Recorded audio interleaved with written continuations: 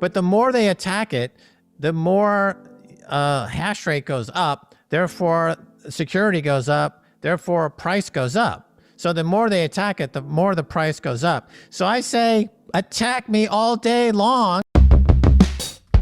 Right. So Max, this is where you fit in. Okay. And I'm reading Fuller's predictions because he died in '83. Computers will make it practical. This is a direct quote.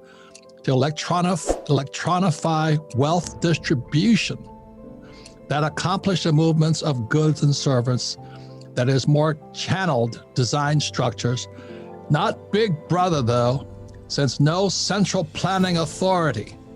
So that's that whole thing. And so when I saw your patent, this is my question, Max. Are you Satoshi?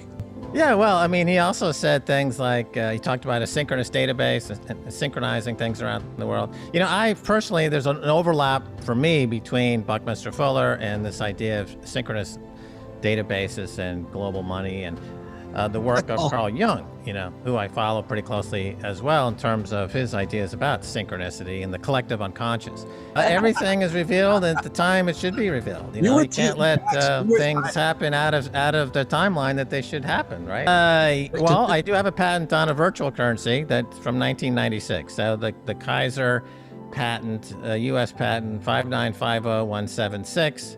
It's a virtual specialist patent, how to trade virtual currencies. So when I heard about Bitcoin in 2011, it was a leap beyond what I was thinking about, because all the virtual currencies and digital currencies up until then were centralized to some degree. All market making, all federal banks, all political considerations regarding money are all centralized. So the thing about Bitcoin that breaks it from everything else is that it's decentralized. And how do you create that decentralized network? And I think it's interesting because, again, getting back to Buckminster Fuller, you know, a lot of his writings, from you look through it through a political lens, you would say this is not capitalism. This is something else. This is maybe the opposite of capitalism. And yet the result are tools that enable those who could call themselves capitalists to do fantastic work as capitalists. But, you know, there are a lot of elements to this post-internet age. Like we have the free open source software movement. We have Linux, which is free, essentially free software. And during the early part of the internet age, there was this tremendous, and you would appreciate this, and you were there as well. There was a moment in the internet's history before it became completely corporatized, where there was this feeling of freedom of expression that was going to be this huge movement. And it wasn't until Bitcoin came around that we had a new chapter in this idea of distribution and decentralization and individual empowerment and individual journeys, where people have the freedom to delve into their own spiritual journeys because they have unconfiscatable money that's never debasing in value. So they have no worries. In other words, you achieve individual sovereignty. And I think that's where Bitcoin is heading. I think everyone ultimately achieves individual sovereignty. The whole idea of wealth changes dramatically itself. I mean, this would be a Buckminster Fuller idea, that his idea of wealth was very, very radically different than what most people consider to be wealth. So if you take that and Bitcoin is the coin of his thinking, and then what do you have? If you had everyone thinking like Buckminster Fuller, you know, the world would be a dramatically and drastically different place. And with Bitcoin, we can get to that place, and we are getting to that place, and it is happening right now. So Max is saying he was critical path of humanity. And then he came out with Grunge of Giants, which was the Fed, or beyond the Fed. Grunge was the people that controlled the Fed. And here we are today. He predicted Bitcoin, he predicted YouTube. Well, he had an amazing confidence in himself as an engineer. And so he had a vision as an engineer, as somebody who felt that they could architect the future and future-proof themselves. You know, then is that a gift? Can you learn that? Where does that come from? I think in Buckminster Fuller's case, he felt it was below the surface and he needed to reach in to grab that. And the only way he could do it was to make that statement, I'm not going to work for money. Because if you're working for money, it is a very short-circuiting loop of the incentives are terrible, and you end up digging a personal and spiritual hole that you fall into. Well, that's why he wrote Grunge of Giants, and that's why Bitcoin, that's why he started saying with Bitcoin, because it was decentralized money, DeFi. So he was way ahead of his times right there. Fuller said something because it's about critical path. And in 1981, I'm sitting, there's about 100 people. This is Kirkwood, California, on the shores of Lake Tahoe. And he says the reason he speaks in a goofy language, and he speaks into the future, quote unquote, he says, if people knew what I was saying, they would kill me. So I write into the future and I use language they can't read. But he said to our group, he pointed straight, it was about 100 of us, he says, it's going to be your generation that takes the fight. And so here we are today taking the fight. You know, I'm saying all along that this is going to end up in a major fight. You know, I've been saying for years now that it doesn't matter how friendly the regulators are. It doesn't matter what corporations buy it or don't buy it. At the end of the day, this is going to end up in a fight. It's going to end up in a serious fight because this is so disruptive to the status quo and the legacy system. Bitcoin takes apart grunge. That's why when I read, 83, I read that book, I went, oh my God, what is this guy saying?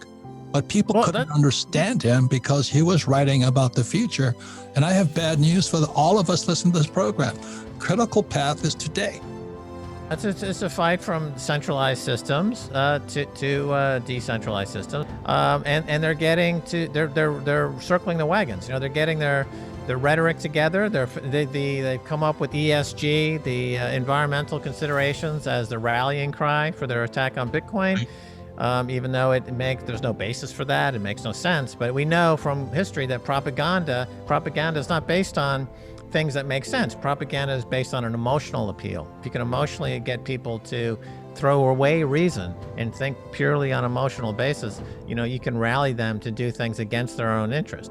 So that's the only way they can attack the Bitcoin folks, to get people to attack them. But here's the great thing, Robert, is that Bitcoin is designed to attract attacks. And that's the game theory built into the protocol. And it's been doing this for 11 years now. And it's worked its way up from just a bunch of coders hating each other to a bunch of influencers hating each other to a bunch of politicians hating each other. Now we've got central banks hating each other and nation states hating each other. So El Salvador was the bravest and first to come out and say, we're going to make it legal tender. It makes perfect sense given their history. Read John Perkins' book, Confessions of an Economic Hitman. You know why El Salvador would be one of the first countries to come out with a legal tender for Bitcoin. But the more they attack it, the more hash rate goes up. Therefore, security goes up. Therefore, price goes up. So the more they attack it, the more the price goes up. And at the end of the day, they only have one weapon in their arsenal, and that's money printing. So I say, attack me all day long, because I know the way you attack me is by printing money, and therefore my Bitcoin's only going to go higher. Attack me all day with your money printing. I don't care. Here's my money gun. Where's my money? Where's my money? I got my money guns. They're all empty. Nevertheless, hit me with your best shot. And are they just so afraid because there's so much power behind Bitcoin and so many people are? Does it have the possibility to wipe out the monetary system or change it? Definitely change it. Well, it's happening right now because you are replacing, as Buckminster Fuller, the design is disruptive. It's this immutable network that gives private property rights to billions of people, potentially, and you can't censor it. I can say we can transact with it at any third-party intermediary. It's unconfiscatable and mathematically certain to go up in purchasing power. I mean, if you look at the three major categories of investment, you've got fiat money, gold, and Bitcoin. Gold is somewhat volatile over time, not a little bit, and you're guaranteed to maintain purchasing power. Bitcoin is volatile, and you're guaranteed to increase purchasing power. Guaranteed. Now, I started on Wall Street. You very rarely, if ever use the word guaranteed, but I can guarantee you, because I know 2 + 2 = 4. I know mathematics is real. I know E = MC². I know the Bitcoin protocol is mathematically guaranteeing increase in purchasing power in a world of all fiat money. We only have had a world of all fiat money since 1971 when Nixon closed the gold standard. And the only way they can fight is to print more money. Therefore, I can categorically say, emphatically, you have guaranteed purchasing power with Bitcoin, and I'm willing to accept a little volatility for that.